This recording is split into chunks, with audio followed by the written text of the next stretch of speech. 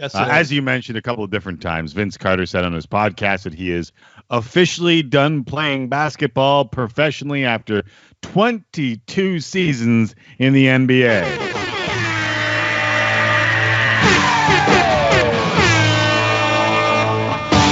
Now, the 43-year-old said it would be his last season when he signed a one-year deal with the Hawks. Atlanta, of course, will not be a part of the league's 22-team restart. In Orlando, Vince said it was tough to finish his career, but he is at peace with it. So the question that popped up on the timeline of everybody in Raptors Nation, including Sid Sixero, should Vince Carter's number be retired? And I don't know. I want to ask you the question before the question, Sid. Is the better question, should Vince have his number retired, or should Vince be the first number to be retired by the Toronto Raptors? Hold on. Oh, yeah, I'm not going to let you off easy on this. Hold on. Let's get to what you just said there to wrap it up. This question, all right, this notion, and I love me some Richard Deitch and Donovan Bennett. I know they went down this road on Writer's Block on Sportsnet 590 The Fan. The notion that Vince Carter's number, if we're working in the world where it's going to get honored by the Raptors, cannot be honored before any other number is sheer stupidity.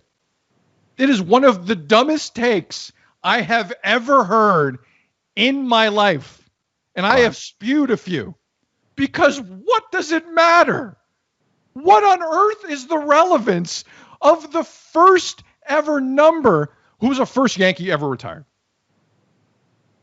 I'll be here for the next 2 hours. Who was the first? And I don't know. If you were there for, you would. If you were there for it, you would remember that. You're going to be there for this. No, none of us would have been there because it was like the 30s. Like it doesn't take your apples and oranges analogy and get out of here. Get out of here. It's irrelevant. It's completely irrelevant. So because Kyle Lowry wants to play another 10 years, hypothetically, because Vince just played in 4 decades. If Kyle Lowry wants to play another 10 years. So you don't think Vince can't have his night. Vince can't have his night.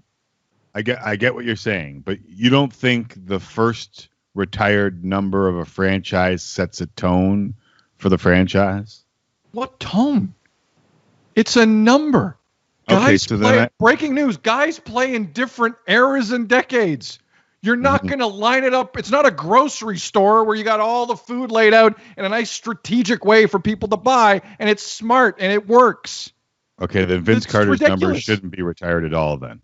Never said that. Not even the question you asked. Not even the question you asked. Just listen. That's what I'm saying. Who texted you? I can hear the text. I can hear the text. What was the question? A lot of people that want to weigh in the. I didn't ask you a question. I made a statement. If in fact you don't care when it happens, then I don't think that Vince Carter's number should be retired. But you care. And what I'm saying is that opinion of you caring is ridiculous. That's what I'm saying. The whole notion that a schedule needs to be laid out, and somehow Kyle Lowry drew number 1 in line at the deli to get his number retired. Here's what I'm saying to you is that there are those who believe that the first number retired by a team sets a tone, and the guy who quit on your team shouldn't be the first one that you honor with a number going to the rafters. Ridiculous. Let me ask you this. Is LeBron James not going to have his number retired by the Cleveland Cavaliers? LeBron James won a championship in Cleveland. I'm just asking. No, I'm just asking a question. Is LeBron James going to have his number? How did it end the first time in Cleveland? What are you talking? You can't. How did it end the first time in Cleveland? Hey, forget about the return and the championship. I'm just saying, did he leave once? He left twice. Is Kevin Durant going to have his number retired by OKC? Yes or no? Yes or no? See, I love that you. I don't know about OKC. We have kids going. I'm not sure either, but just let me go with it. I'm not. We're living in a world where these kids on Instagram and on the TikTok can leave organizations left and right, and no one's really calling the notion that they won't have a number one day retired. Vince Carter did the same it's thing. Different. Vince Carter was KD and LeBron before KD and LeBron, and now it's just cool to leave your franchise. And back then, Vince Carter was made as some kind of martyr for doing it, and it's just a complete ridiculous hypocrisy of facts. It's a hypocrisy of facts. You're making the hypocrisy of facts. And listen, I have forgiven Vince Carter. How dare you? How dare stop it? How dare you? You don't point at me. Don't point at me. You point at me. Point at me. I'm sure radio got that. You are the one changing the facts. When LeBron left, he didn't quit on the Cleveland Cavaliers. He didn't go on with John Thompson and have a... He took his jersey off in Boston after he lost the last game. And after he carried them. And Vince carried the Raptors for a while, too. For one playoff, he won one playoff round. About years. I'm not here talking about how long it is. I'm not arguing. Listen, Canada, look at me in the eyes, because Sid won't listen to me. I'm not arguing against Vince Carter's retirement because I'm not sure where I stand on it. I'm over 40. I'm a man. Come after me. But I'm arguing Sid Sixero because he believes the other people are being hypocritical when in fact he is being hypocritical, and his false analogies won't fly on this show. I won't let it happen. Correct analogies. LeBron and Vince aren't close to the same thing. But you might be able to get me on KD. You might be able to get me on KD. It's a fan base that feels like they were betrayed in a specific moment. That's all you and I have seen on social media for 15 years. That's it. And Twitter's like in 2005, so my math is right there. For 15 years, that has been the only Vince Carter argument with the Toronto fan base. And now it's cool to leave your team like it's nothing. But back then, you still hold it against Vince? When now it's the in thing to do and no one really says anything about it? Anthony Davis gone, Kevin Durant gone, LeBron James gone. All these people, they all leave, and it's cool, and it's programming, and ESPN loves it. We love it. But you can't forgive Vince for doing it. You don't know if KD's number will be retired in OKC. Is Anthony Davis's number going to be retired in New Orleans? Probably not. So what are you talking about? It's a betrayal. It's just a betrayal aspect. But I can answer this. Today, I don't have to tell you. What Vince did, they do it all the time, is my point. That's my point. But you just admitted two won't be honored by the team that they left. I don't know that. No, I didn't say two. You said KD. I did say KD. I said it sarcastically. Anthony Davis, probably not. Kevin Durant's going to have his number honored one day. No, I think he is. LeBron James obviously gets his number honored. LeBron James had jerseys burned when he left that organization. You can't use, that's a false analogy. You're correct. The argument, your argument, I don't even want you to walk down that road, because then you're changing the argument, and that's not, he won a championship there. He went back and won a championship. Vince Carter smiled and said, I'm good with what happened in Toronto. But there's a segment, City of Cleveland is not. Toronto's not that. Give me 1 second. Give me 1 second. The difference is there's a generation that didn't understand the leaving. Go look at all of the tweets. Every guy over 40 doesn't want to forgive. Most guys over 40 don't want to forgive Vince because he looked at me in an interview and said, I'll never ask for a trade. I don't want to go anywhere. And then he went and asked for a trade. Listen,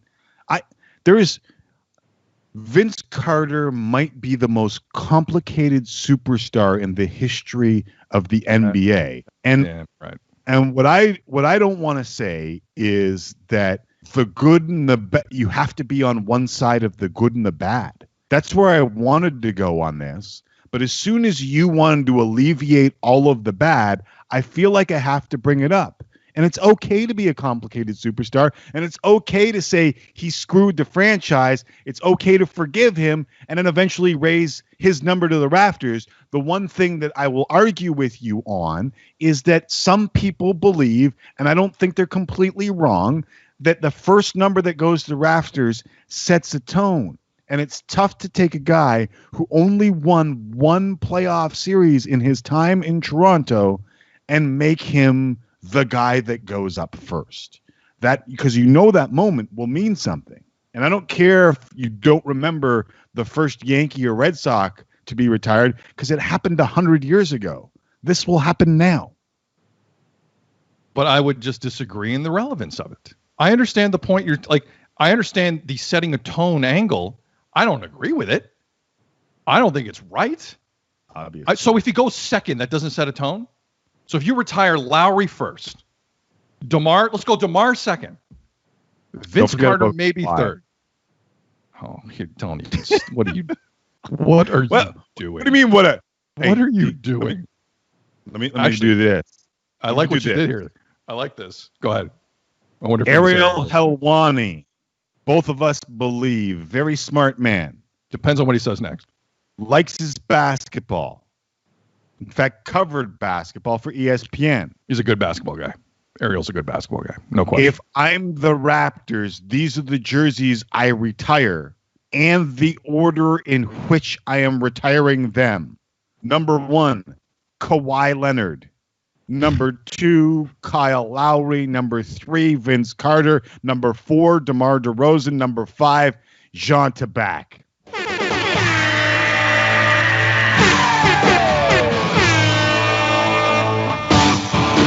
By the way, let me apologize to the NFL. Let me apologize to Carey Price. Let me apologize to the NHL. We're not getting to any of that. No, we're not. We were going to do a bunch of different things. Kawhi Leonard. Floor is yours. Well, first off, Jean Tabak needs his number before Vince, based on the theory that you need to set a tone. Jean Tabak needs to go before Vince is the first thing. Should Kawhi Leonard's number? No. And here's how I know I'm right on this. When he came back, do you remember the hubbub, Tim, when he came back to the Raptors to get his ring? Do you remember that night? Hubbub. We were in the studio. 30 people come in the studio to watch it. Kawhi Leonard walked up to get his ring with all the emotion of someone at a buffet. Do you remember that? He's not the most expressive human being in the world. You know that. But can you want fake him to shed a tear? For 50, not a tear, but something that proved. You wanted him to go to center court. Center court. Tim McCall has the microphone. Don't pull anything out, Tim. You're wired in. The microphone with his ring in his hand. Yes.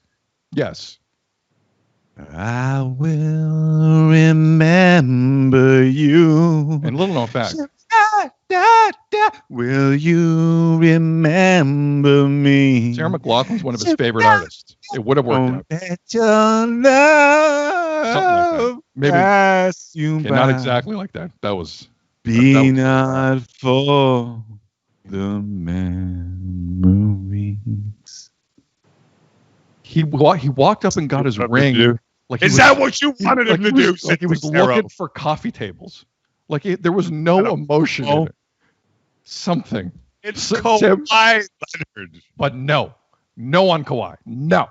Kawhi Leonard did in 1 year what Vince Carter couldn't do in any of his time or anyone in the 24 years before them.